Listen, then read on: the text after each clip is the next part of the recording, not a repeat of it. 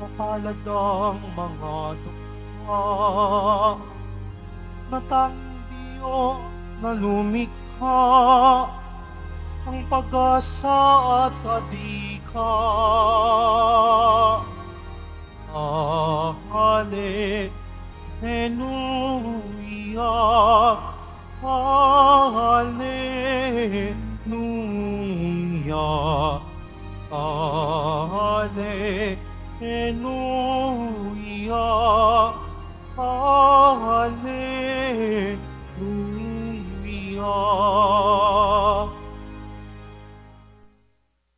Sumainyo ang Panginoon, at sumaiyo rin. ang pagpapahayag na mabuting balita ng Panginoon ayon kay San Mateo. Papuri sa iyo, Panginoon. Noong panahong iyon, sinabi ni Jesus sa kanyang mga alagad, "Huwag kayong mag-iimpok ng kayamanan dito sa lupa. Dito ay may naninirang tanga at kalawang, at may nakapapasok na magnanakaw. Sa halip, impukin ninyo ay mga kayamanan sa langit. Doon ay walang naninirang tanga at kalawang, at walang nakapapasok na magnanakaw.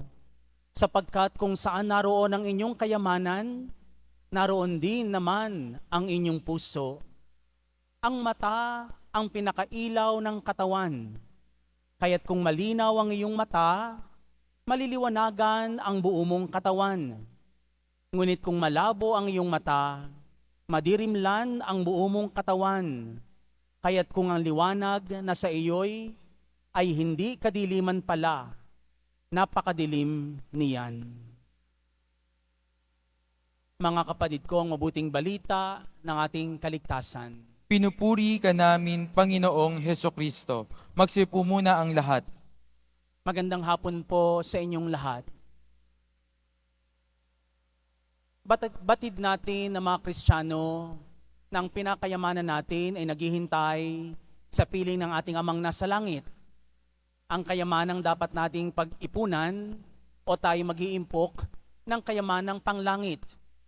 Mga bagay, mga sitwasyon, mga karanasan na magdadala sa atin sa paanan ng ating Amang nasa langit. Hindi ang mga bagay na nahahawakan sa mundong ito. Sapagkat sabi nga po nila, nakasisilaw ang kayamanan ng mundo. At kapag ang tao'y nasilaw sa kayamanan ng pangmundo, ito'y unti-unting nakakabulag ng mata. Sapagkat ang sobrang nakasisilaw ay nakasisira ng malinaw na mata. Dito tayo pinag-iingat ng Panginoon habang tayo ay naglalakbay sa lupang ibabaw, habang umiiral tayo sa ibabaw ng lupa. Huwag tayong masisilaw sa anumang ipinakita ng mundong ito. Bagkus ay unti-unta nating tingnan ang bagay na magdadala sa atin sa tahanan ng Diyos, ang kayamanang panglangit. Ano ba ang dahilan kung bakit tayo nag-iipon? Sa Ingles, ang tawag dito ay savings. Pero kapag sinabi tayong ay nagsesave tayo o meron tayong savings, maaaring tayo ay nagtitipid, maaaring sa bahagi ng ating buhay tayo ay nagdadamot kasi nga nag-iipon tayo. Pero maaari din tayong sabihin natin nag-iimpok o nag-iipon kapag sinabing meron tayong savings. Ano ang dahilan mo kung bakit ka nag-iipon? Para sa iyong sarili? Para sa iyong pamilya? Para mabili mo ang gusto mo? Para makatipid ka? O para pagdamutan mo ang lalo pang nangailangan kung ano ang mayroon ka? Masama bang mag-ipon? Hindi. Tama lamang na meron tayong naiipon upang kahit papaano meron ka madudukot sa oras ng pangailangan. Sa mga gastos na hindi natin inaasahan katulad ng pagkakasakit, katulad ng tulong sa ating kapwa-tao, katulad ng mga bagay na kinakailangan natin na hindi natin napaghandaan. Pag-iipon. Pero higit na mahalaga, kung sa katawan natin tayo nag-iipon, huwag natin kalilimutan ang pag-impukan ang pangkaluluwa. Anong mga bagay dapat nating pag-ipunan? Ang pag-iimbok natin sa langit. Wag na wag tayo mag-iipon ng sama ng loob. Wag na wag tayo mag-iipon ng galit sa ating puso. Wag na wag tayo mag-iipon ng mga bagay na makasisira sa ating kapwa upang sa batin ng araw, maisumbat natin ang lahat ng kanyang kasamaan. Bagkus ang pag-ipunan natin ay ang awa ng Diyos. Pag-impokan natin ay ang kanyang walang hanggang pagpapatawad. Mag-impok tayo sa kanyang pagmamahal. Lalo pa nating paramihin ang awa at pag-ibig ng Diyos upang ito'y dire-diretsong dumaloy sa ating puso at ang iba'y makinabang. Yun ang mahalaga sa savings. Kapag ikaw nag-ipon, siguraduhin mo na hindi lamang sa iyo iyon mauuwi. Ito'y mauuwi sa mga tamang tao, sa mas mahalagang bagay sa mundong ito, lalo higit sa ikabubuti ng ating kaluluwa. Sabi po sa ating ebanghelyo, pag-ipukan mo ang bagay na makalangit. Huwag kang mag-ipon ng bagay na makalupa, sapagkat dito'y mayroong mga naninirang tanga at kalawang. Mayroong mga naninirang puri, at ang lahat ng ito'y maaaring manakaw. Pero kapag ang iniimpok natin ay alang-alang sa karya ng Diyos, hindi lamang natin iisipin yung savings. Ang isipin din natin ay ang element of sharing. Kapag tayo ay mayroong sharing idea, hindi ka lamang basta nagbibigay. Pinaparti-parti mo ang biyaya ng Diyos upang magkasya sa lahat. Katulad ng tinapay at ng isda na nagkasya sa 5,000 tao sapagkat ito'y binasbasan ng Diyos. Pinaghati-hati ang mga iyon at ibinigay sa 5,000 tao. Ganoon ang pag-impukan ang kayamanan sa langit. Sa tuwing ikaw ay nagbibigay, sa tuwing ikaw ay nagbabahagi, lalong nadaragdagan ang kayamanan natin sa langit. Sa loob ng isang araw, papaano ka mag-invest para sa kaharian ng langit?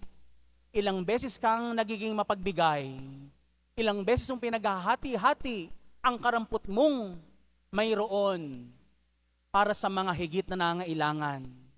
Sa tuwing ikaw ay nauubusan, sa tuwing ikaw ay nawawalan, sa tuwing ikaw ay parang sagad-sagad na sa iyong pagtulong, tandaan mo, ang iniimpok mo ay hindi sa lupang ibabaw, kundi ang kayamanan na tatanggapin mo sa kaharian ng Diyos.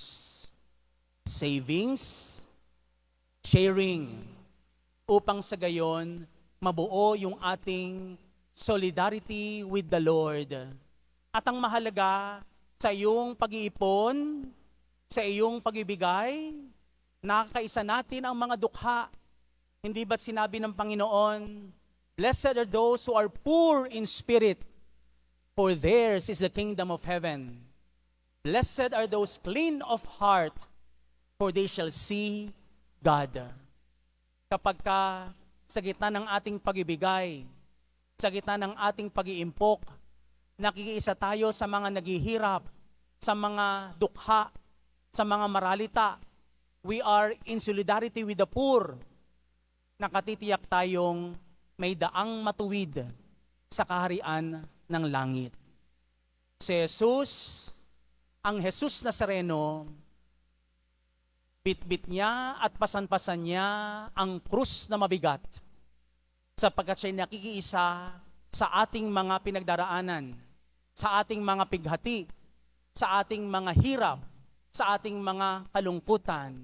At sa pagiging kaisa niya, ibinibigay niya ang kanyang sarili, ang kanyang buong lakas, ang kanyang buong pagkasya, alang-alang sa atin. At dahil dito, siya'y nakapag-impok ng kayamanan sa tahanan ng kanyang amang nasa langit. Bilang mga deboto ng mahal na Panginoon Nazareno, bilang namamanata sa mahal na pong Jesus Nazareno, matuto tayong mag-ipon, hindi sa mundong ibabaw, kundi mag-impok ng kayamanan sa langit. Ang makiisa sa mga dukha ay tunay na kalugod-lugod sa mata ng Diyos. Amen.